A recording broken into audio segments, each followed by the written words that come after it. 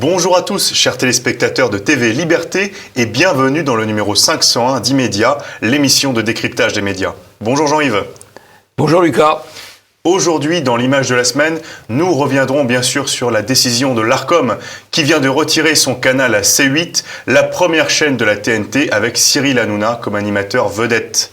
Le dossier du jour, quant à lui, sera consacré à la présidentielle américaine avec l'annonce du retrait de Joe Biden, remplacé par Kamala Harris. Nous verrons comment les médias ont manipulé cette situation. Nous n'oublierons pas les habituelles pastilles de l'info. Le portrait piquant du jour sera consacré à Marc-Olivier Fogiel, qui vient d'être limogé de la direction de BFM TV. N'oubliez pas d'aimer cette vidéo, de la partager avec vos proches, de vous abonner ou de vous réabonner à TV Liberté. C'est parti pour le Immédiat numéro 501.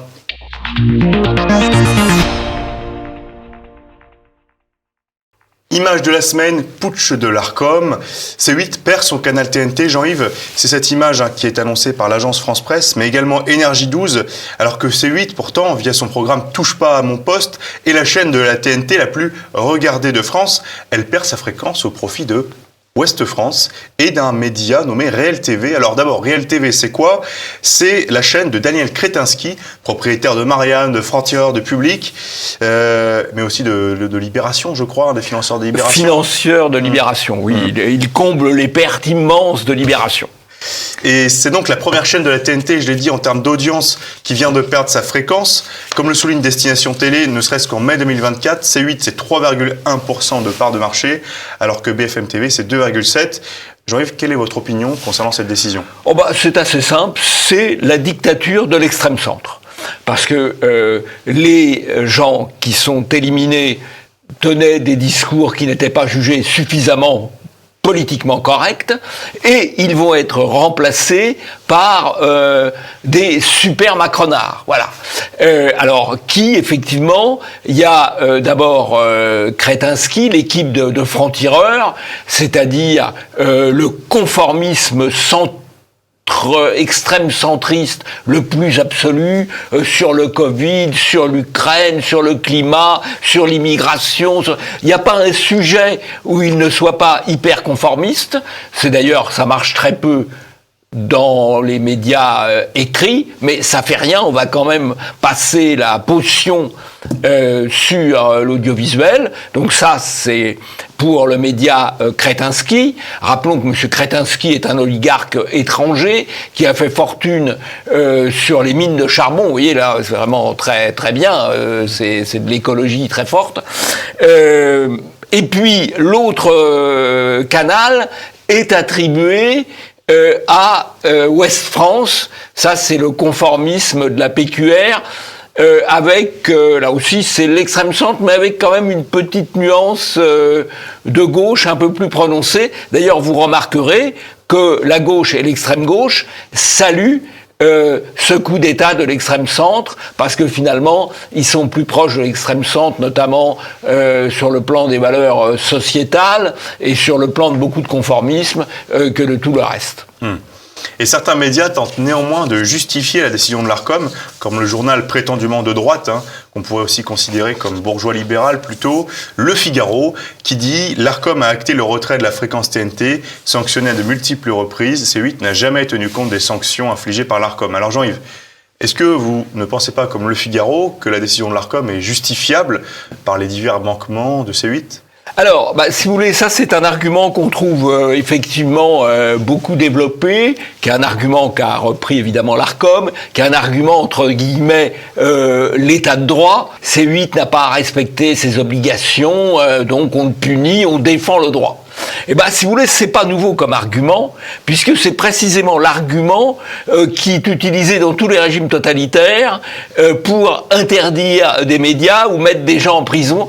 Ah bah oui, mais vous comprenez, ils n'ont pas tout à fait respecté le droit. D'ailleurs, vous voyez, Solzhenitsyn avait été mis au goulag à juste titre parce qu'il ne respectait pas le droit soviétique. C8 ne respectait pas parfaitement les oukases idéologiques de l'Arcom, donc c'est bien normal de le punir, c'est la logique. Ne nous leurrons pas, l'état de droit est une farce pour les libertés. Mais Jean-Yves, la loi du marché, on pourrait vous dire que maintenant elle va s'appliquer. Hanouna va peut-être continuer son émission en clair sur Canal+, comme le mentionne Serfia France.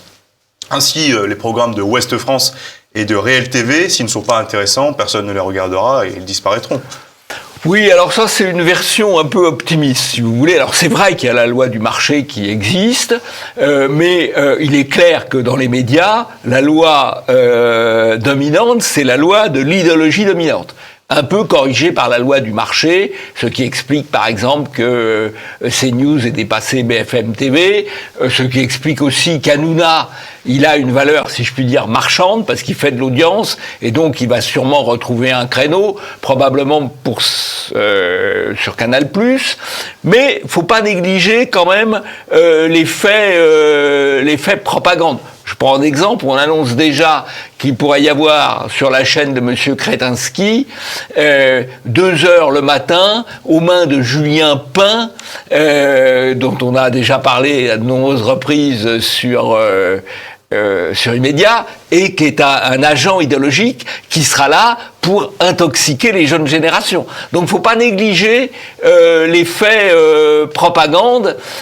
Évidemment, tous les gens qui regardaient C8 et Hanouna vont pas se précipiter sur la chaîne de Monsieur Kretinsky, mais il y aura un certain effet. De même, Énergie 12 avait des émissions qui étaient plutôt assez drôles, voire malpensantes, comme Fais pas ci, fais pas ça, qui se moquaient certes des conservateurs, mais aussi des bobos progressistes.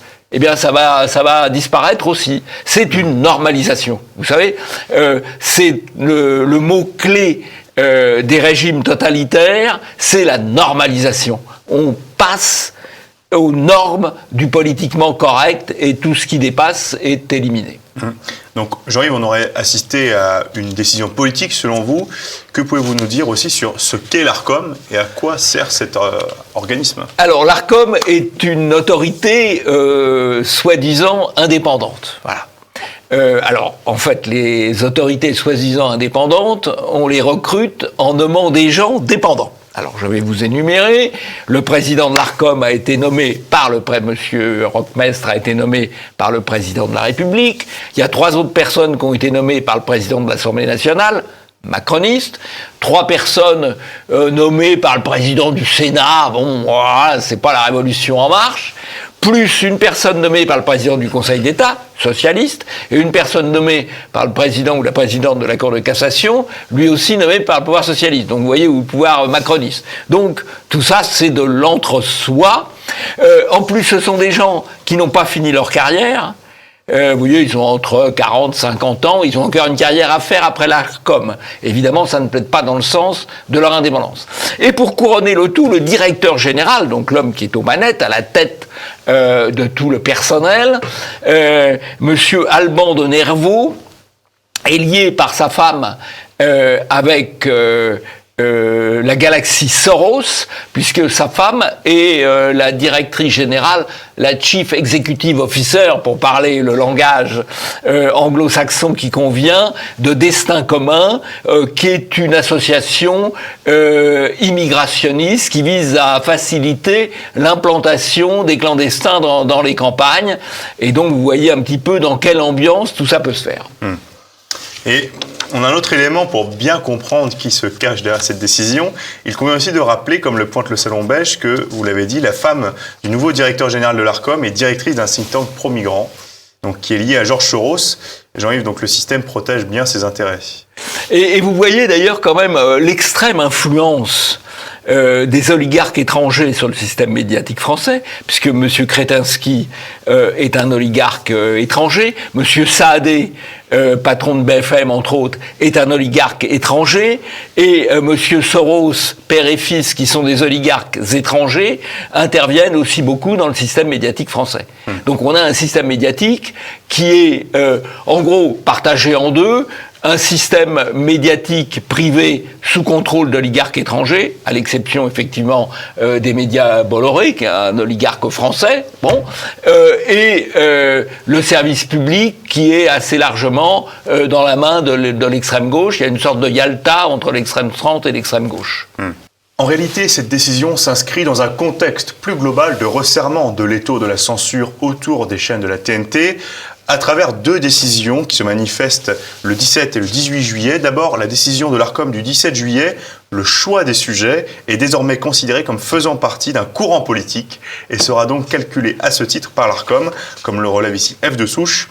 Et deuxièmement, dans sa décision du lendemain, le 18 juillet, l'Arcom réforme les critères de contrôle du pluralisme dans les médias. Et en réalité, en ligne de mire, ce sont les éditorialistes de plateau de CNews qui sont visés, en application de ce qu'avait demandé le Conseil d'État à l'Arcom.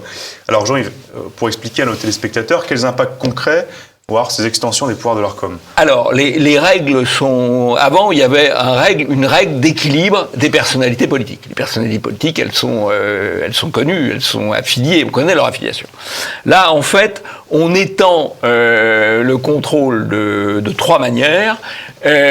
On parle de la diversité des interventions en quelque sorte de personnalités non politiques, mais comment on l'évalue, et notamment comment on l'évalue sur les médias de service public où c'est plutôt monopolistique, et pas seulement sur CNews. On parle de la diversité des sujets, sous-entendu, là il y a le côté implicite, il ne faudra pas trop parler d'immigration ou d'insécurité. Donc, parce que on veut cacher le réel, donc la diversité des sujets. Dès qu'on parle, on est dans un monde de 9 langues. Donc dès qu'on parle de diversité, ça veut dire interdire la diversité politique qui nous déplaît. Voilà. Et puis le troisième élément porte sur les sujets controversés où il doit y avoir réplique. Alors là, c'est encore particulier puisque si vous intervenez, que vous défendez la doxa sur le Covid, le climat, la guerre d'Ukraine, tout ce que vous voulez, il n'y a pas besoin de diversité. Par contre, si quelqu'un sur un média alternatif ou un média transition, mais un point de vue différent de la doxa, alors là, il faut d'abord rappeler la doxa auquel on est obligé de croire. Donc il y a tout un ensemble de moyens qui vont permettre de vérifier, de contrôler davantage. Et alors, je voudrais citer, là, parce que c'est absolument extraordinaire, le directeur général de Reporters sans frontières a écrit dans un appel de fond, c'est intéressant, un appel de fond, la délibération de l'Arcom est susceptible, je cite, parce que c'est fabuleux comme phrase totalitaire, susceptible de renforcer le contrôle effectif des courants de pensée et d'opinion dans les médias. Susceptible de renforcer le contrôle effectif des courants de pensée et d'opinion dans les médias. Donc on voit bien la démarche totalitaire, et c'est sur la base, alors c'est quand même inquiétant, hein, c'est sur la base d'un appel de fond, au fond se félicitant d'une censure croissante, que ce personnage demande de l'argent aux gens qui le soutiennent. Ça en dit long sur la mentalité sectaire des soutiens de l'extrême gauche et de l'extrême centre. Après avoir vu le putsch politico-médiatique concernant la censure de C8, nous allons voir dans le dossier du jour comment les médias, toujours eux, peuvent changer un récit médiatique sur la sénilité de Joe Biden. C'est parti pour le dossier du jour.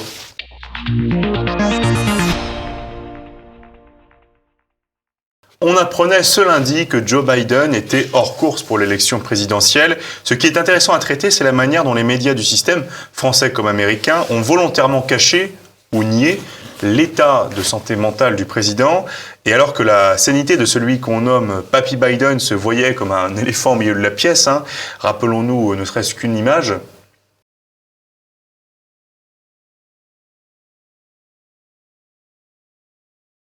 Alors ça ne sert à rien de tirer sur l'ambulance. En fait, tout le monde voyait ce que les médias feignaient d'ignorer. Nous avions néanmoins certains indices avec une préparation des esprits à ce renoncement, comme ces deux unes du Times à 2 semaines d'intervalle, où l'on voit Biden sortir du cadre, puis Kamala Harris arriver à sa place. Jean-Yves, que peut-on dire sur ce déni médiatique de l'état de santé de Joe Biden ? Ça prouve la puissance de la propagande et la puissance de l'interdit. Parce qu'au fond, nous avons parlé de la santé de Biden depuis depuis sa réélection, où les premiers signes de troubles sont apparus. Donc on en a parlé dans Immédiat depuis pratiquement 3 ans, mais à l'époque c'était une théorie complotiste. Et la puissance de l'appareil de propagande faisait que, on expliquait que Biden était formidable. Je crois qu'un journaliste comme Monsieur Pina de LCI expliquait, mais Biden, il impressionne les interlocuteurs français par sa force. Ils n'ont jamais été autant impressionnés par un président américain. Enfin, c'est hallucinant la capacité de mensonges du système médiatique, de la propagande médiatique, qui est d'une efficacité formidable, faut pas se faire d'illusions. Et c'est d'ailleurs ce que souligne le reporter Régis Le Sommier. Le retrait de Joe Biden pour des raisons de santé mentale devrait nous interroger sur le fait que le monde politico-médiatique qui entoure le président américain nous a menti à tous. Ou encore le commentaire de ce tweetos, monsieur Jean Bricmont, qui nous dit « Faut-il croire les commentateurs libéraux et démocrates quand ils nous parlent de pays lointains comme la Russie ou la Chine, alors qu'ils nous ont menti ou se sont trompés sur l'état de santé de Biden qui était tout près d'eux ?» Jean-Yves, que pensez-vous de ces réactions ? Je crois que c'est très juste. C'est-à-dire que c'est vraiment l'empire des médias, le parti des médias, c'est l'empire du mensonge. Et ce qu'on constate du point de vue médiatique, c'est l'évolution du narratif du président américain. D'abord, les journalistes ont nié l'état de santé de Biden, on l'a dit, à l'instar du présentateur que vous avez cité, Renaud Pila, qui disait le plus impressionnant en réunion depuis longtemps, ou encore des articles très sur 2 de l'AFP, l'agence France-Presse, censés fact-checker la propagande. Cela est particulièrement visible sur l'évolution de ces 2 titres de l'AFP, qui dit des récurrentes allégations sur la supposée sénilité de Joe Biden. Puis quelques mois après, c'est le drame. Le même AFP annonce, Joe Biden annonce renoncer à se présenter à l'élection présidentielle de 2024. Et dans ce contexte, Donald Trump affirme qu'il faut enquêter sur les personnes qui ont caché l'état de santé de Biden au public pendant si longtemps. Son vice-président J.C. Vance déclare que si les démocrates veulent vraiment qu'il disparaisse, les membres de son cabinet devraient invoquer le 25e amendement. There's a constitutional process, the 25th Amendment. If Joe Biden can't run for president, he can't serve as president. And if they want to take him down because he's mentally incapable of serving, invoke the 25th Amendment. Alors le 25e amendement établit les procédures pour combler une éventuelle vacance du poste de président par son vice-président. Jean-Yves, on peut se poser une question. Qui dirige les États-Unis ? Écoutez, je ne sais pas. Je pense que c'est pas Biden, ça c'est clair. Donc, la puissance américaine, elle s'exprime comment ? Elle s'exprime par le Pentagone, par la défense, par la guerre, par les affaires étrangères. Donc je pense que c'est quand même quelque part le lobby militaro-industriel. Et puis par le pouvoir judiciaire et les agences. Il y a une trentaine d'agences de police et de services aux États-Unis. C'est probablement eux qui dirigent de fait les États-Unis. En tout cas, à partir du moment où on dit que Biden n'est plus en état de faire campagne, la question se pose, et là le vice-président, le candidat vice-président Vance a raison, il n'est plus capable d'être président, mais il n'est plus capable d'être candidat, mais est-ce qu'il est encore capable d'être président ? Peut-être d'ailleurs qu'on va le débarquer pour introniser solennellement Madame Kamala Harris avant même les élections du mois de novembre. Je ne sais pas. Ce serait pratique. Je ne sais pas. Dans une deuxième partie de ce dossier, justement, nous allons voir quel est le traitement médiatique de cette fameuse Kamala Harris. Eh bien, c'est simple, la propagande est lancée. Les journalistes sont dithyrambiques. Le mot d'ordre est tous derrière Kamala. Par exemple, cette une du journal anarcho-bancaire Libé qui titre « Kamala Harris, l'évidence » ou encore le journal de Bernard Arnault, Le Parisien « Le pays est prêt pour sa première présidente noire ». Et on voit bien qu'il y a là la construction d'un personnage médiatique, notamment concernant sa couleur de peau comme élément de marketing politique. D'ailleurs, comme le montre cette caricature, on voit bien que le récit a changé au gré des intérêts électoraux. D'abord, en 2016, Kamala Harris était la première indienne américaine sénatrice. Puis, comme par magie, elle est devenue la première femme noire à être vice-présidente. Et si on s'interroge sur qui est vraiment Kamala Harris, Régis Le Sommier rappelle sur Europe 1 qu'il y a 4 ans, elle avait obtenu 0 voix. Et quand elle avait été choisie, il faut rappeler les circonstances. Elle s'était affrontée avec Joe Biden pour la nomination du Parti démocrate. Elle avait obtenu 0 voix pour cette nomination, donc elle n'était pas très populaire. On peut aussi comprendre qui est Madame Kamala Harris sur ses déclarations récentes. L'aide en cas d'inondation, de tornades et d'ouragans devrait être distribuée en fonction de la race et du sexe. Dans un souci d'équité, a-t-elle déclaré. It is our lowest income communities and our communities of color that are most impacted by these extreme conditions and impacted by issues that are not of their own making. And so Sur France Inter, les commentateurs affirment que Kamala Harris serait la pire des candidates pour Donald Trump, car beaucoup de jeunes électeurs hésitaient à voter pour Joe Biden.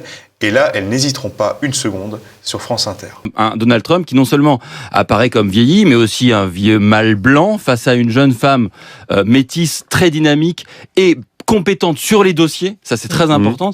Et dans ce contexte-là, dans ce duel-là de corps à corps, moi je pense qu'il y a beaucoup de jeunes électeurs américains qui hésitaient et qui ne voulaient pas voter pour Joe Biden, qui n'hésiteront pas une seconde. Selon un sondage relayé ici par Le Figaro, Kamala Harris talonnerait néanmoins l'ancien président, 47 contre 45%. Jean-Yves, est-ce que vous pensez que la propagande soutenant la candidature de Kamala Harris va fonctionner ? Je crois que Kamala Harris, effectivement, c'est la côte ouest des États-Unis, c'est la Californie, c'est le wokisme.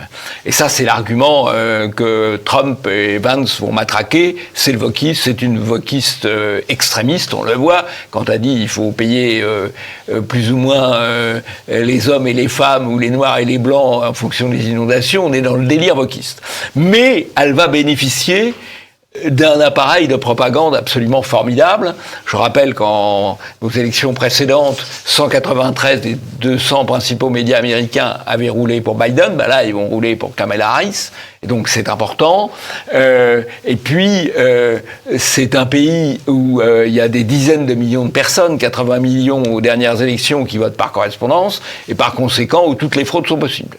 Donc je pense que c'est pas gagné aujourd'hui pour Trump, parce que encore une fois tout le système va jouer contre lui.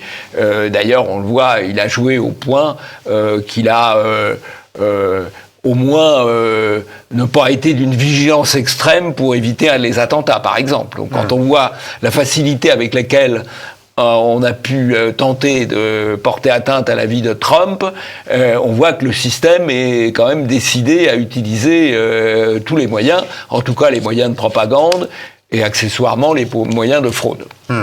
Et ce qui est certain, c'est que l'actuelle vice-présidente est la préférée du système. Les puissants sont derrière elle, comme le relève ici France Info. Depuis le retrait de Joe Biden, Kamala Harris a obtenu 100 millions de dollars de dons. Et autre indicateur de sa bénédiction par le système, on a un certain George Soros qui la soutient, comme le relève ici Amaury Brelet, mais aussi son fils et son héritier, Alex Soros, comme il le tweet ici. Un commentaire, Jean-Yves ? Je crois qu'elle part sous de beaux parrainages. Après avoir vu la manière dont les médias ont tenté de dissimuler l'état de santé de Joe Biden pour laisser place à la candidature de Kamala Harris, place au pastilles de l'info. Première pastille, occultation médiatique du viol d'une touriste étrangère à Pigalle. Une Australienne a été violée à Pigalle. Évidemment, personne n'en parle, ou personne presque dans les médias français. Et si CNews s'y met, on peut imaginer que l'Arcom se fera une joie de les censurer. Par contre, ça fait la une des médias australiens choqués, notamment la vidéo du Sunrise Australia. A major police investigation is underway tonight after an Australian woman reported being gang raped here in the Party district of Paris. On a quand même certains médias papiers comme Le Figaro qui évoquent cette affaire, mais elle n'a pas fait la une des JT comme son retentissement international aurait pu le laisser penser. Jean-Yves, est-ce qu'on juge une désinformation à son bruit médiatique ? Bah oui, la première des informations, c'est l'occultation. Et là, il y a une double occultation. On ne parle pas du fait qui, pourtant, bouleverse sur la scène internationale, pas seulement en Australie. Et puis, on évite de décrire les agresseurs, puisqu'on parle de 5 individus, ce qui permet d'éviter de préciser qu'il s'agit de 5 Africains, ce qui n'est pas tout à fait neutre, compte tenu du poids de l'immigration dans la délinquance. Deuxième pastille, les JO à Paris, la honte internationale. Alors que les touristes et les médias étrangers imaginent les JO qui vont ressembler à ça, une image d'Épinal avec un Français, avec son fils sur un vélo, habillé en tenue traditionnelle pour le moins. La vérité est un peu moins reluisante, hein. Des barrières partout, de la saleté, des rats, des viols, des lits en carton pour les athlètes. Jean-Yves, est-ce que vous allez rester à Paris pendant les JO ? Non, je m'apprête à partir comme la tenue que je estivale. porte estivale le dit. Alors, deux remarques. D'abord, c'est assez amusant l'image du New-Yorker que vous avez donnée, l'image d'une France traditionnelle, parce que le New-Yorker, c'est un journal progressiste. Mais n'empêche que l'idée qu'il se fait de la France et peut-être que ses lecteurs ont envie de voir de la France, c'est une image traditionnelle. C'est évidemment pas l'image qu'on va avoir avec le spectacle d'ouverture, la cérémonie d'ouverture des Jeux, qui va au contraire être aussi éloignée que possible des traditions françaises. Et puis, vous signalez les barrières, mais on a déjà eu un stade envahi. Les Jeux ont commencé hier quand nous parlons, et il y a déjà eu un stade pour le match Argentine-Maroc qui a été envahi. Donc apparemment, les barrières sont pas forcément mises au bon endroit. Les frontières à l'intérieur du pays. Oui. Pas de frontières à l'extérieur, mais des frontières à l'intérieur. Troisième pastille, le succès populaire du film Le Comte de Monte Cristo. Comme le souligne Destination Télé, 4,3 millions d'entrées en 24 jours, plébiscité par la France de droite. Le film fait enrager la France insoumise, notamment ce critique cinéma qui tweet Le Comte de Monte Cristo, valeur traditionnelle française d'un roman épique, garantie sang noir et arabe. Jean-Yves, est-ce que vous avez vu le film ? Qu'en avez-vous pensé et que signifie ce succès populaire ? Oui, alors j'ai vu le film, c'est un très bon film. Il faut dire que le roman déjà est très captivant, mais il est adapté, je trouve, très bien. Il y a de belles images, il y a de belles valeurs d'énergie qui sont portées. Vraiment, c'est un très très très bon film. Donc, oui, c'est une bonne chose qu'il ait du succès. Ça relance le livre d'ailleurs, puisque le Comte de Monte Cristo est à nouveau en pile dans les librairies. C'est très bien. Voilà. On arrive déjà au terme de ce numéro 501 d'Immédiat. Merci à tous pour votre fidélité. N'oubliez pas d'aimer cette vidéo, de vous abonner à TV Liberté, partagez cette vidéo avec vos proches. On ne se quitte pas sans l'habituel portrait piquant du jour qui est consacré à monsieur Marc-Olivier Fogiel, qui vient d'être limogé de BFM TV en tant que directeur général. Alors, il vient d'être limogé, mais il était remplacé par un certain Fabien Namias. Qui est Fabien Namias, Jean-Yves ? Si vous voulez, c'est le fils d'un autre Namias qui a eu une grande carrière de présentateur de télévision, et c'est un macronard. Donc c'est assez logique pour être sur BFM TV, qui est la chaîne de monsieur Saadé, qui est un proche de monsieur Macron, l'armateur Saadé, qui est un proche de monsieur Macron. Donc au fond, un macronard remplace un macronard parce que monsieur Fogiel était aussi macronard. Simplement, monsieur Fogiel, alors ça va vous plaire, Lucas, il a été victime de la loi du marché, c'est-à-dire que BFM, qui était la première chaîne en continu, a été dépassée, la première chaîne d'info a été dépassée par CNews, à cause du marché, il faut bien le dire, et donc Fogiel est victime de l'effondrement du marché extrême centre, en quelque sorte. Donc on le putsch et on le remplace par quelqu'un d'autre qui pense comme lui et qui fera la même chose. Donc il n'y aura probablement pas de résultat miraculeux. C'est parti pour le portrait piquant de Marc-Olivier Fogiel. Surnommé le pitbull du PAF, Marc-Olivier Fogiel s'est d'abord fait connaître par son style agressif d'entretien avant de devenir une des personnalités des médias, à la fois animateur, producteur, puis directeur de chaîne. Après le rachat de BFM TV par Rodolphe Saadé, son poste de responsable de la chaîne pourrait être en danger. Fogiel est né en 1969 à Neuilly-sur-Seine, dans une famille de la bonne bourgeoisie juive. En 2013, il se marie à Paris avec son compagnon, François Rollands, en présence de ses 2 fillettes achetées aux États-Unis par la grâce d'une GPA. C'est Bertrand Delanoë qui unit les 2 époux. Vous mettez des guillemets où vous voulez. Petites études, bac à Janson de Sailly et un DEUG d'économie. La légende veut qu'il ait rédigé à 16 ans des piges pour RTL. Mais c'est avec Patrick Sabatier qu'il va débuter sur TF1. Puis ce sera Canal+, France 2, France 3, avec On ne peut pas plaire à tout le monde, France Inter avec Vous écoutez la télé.